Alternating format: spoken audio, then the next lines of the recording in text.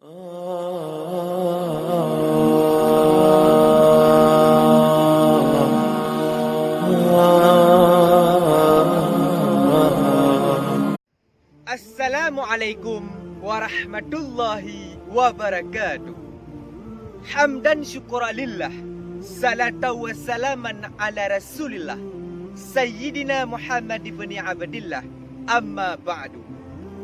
Saudaraku seiman dan seakidah, pada video kali ini saya ingin mengajak saudara-saudara untuk merenungkan sepatah dua kata tentang ingat 5 perkara sebelum datang 5 perkara.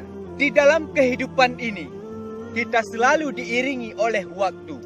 Maka detik demi detik kita pergunakan. Jangan kita biarkan terbuang sia-sia. Karena waktu yang telah berlalu tak mungkin kembali lagi. Dalam hal ini, Rasulullah SAW bersabda, "Ightanim khamsan qabla khamsin." Manfaatkan 5 perkara sebelum datang 5 perkara. Yang pertama, syababaka qabla haramika.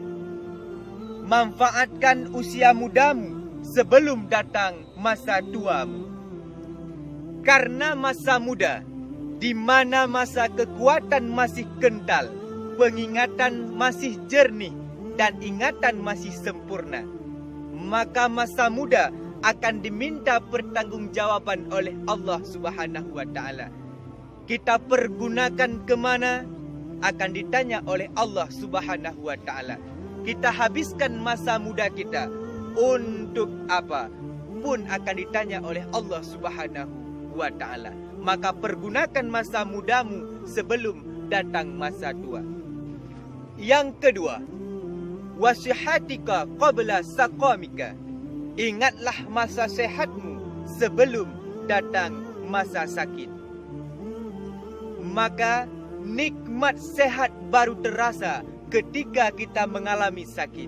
Maka pergunakan masa sehat, pergunakan waktu sehat untuk beribadah kepada Allah Subhanahu wa Ta'ala.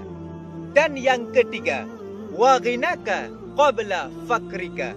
Ingatlah masa kayamu sebelum datang kefakiran. Oleh karena itu, harta yang Allah titipkan pada kita, kita pergunakan dengan semestinya.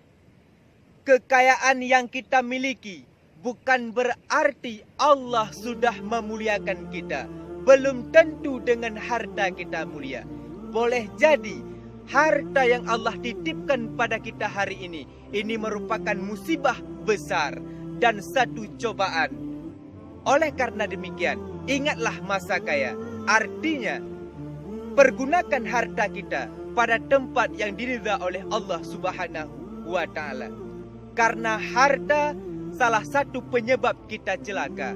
Harta merupakan amanah Allah. Menyia-nyiakan amanah dianggap oleh Allah pengkhianat. Pergunakan harta pada tempat yang diridha oleh Allah Subhanahu wa Ta'ala. Dan yang keempat, wa faraghaka qabla syaghlika.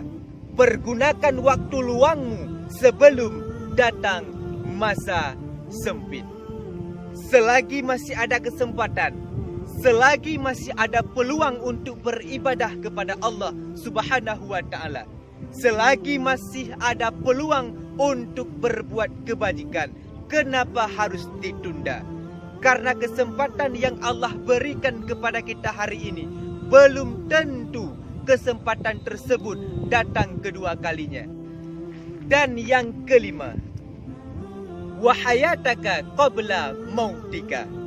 Ingatlah masa hidupmu sebelum datang kematian. Dunia merupakan tempat bercocok tanam.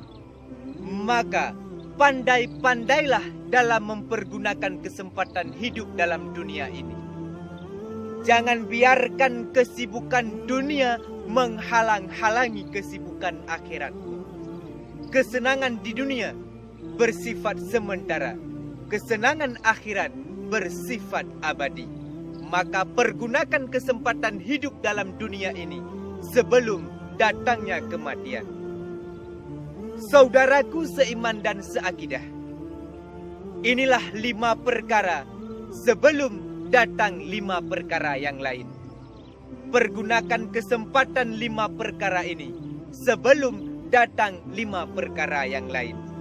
Maka inilah video kita kali ini. Semoga bermanfaat. Amin, amin ya rabbal alamin. Billahi taufik wal hidayah. Assalamualaikum warahmatullahi wabarakatuh.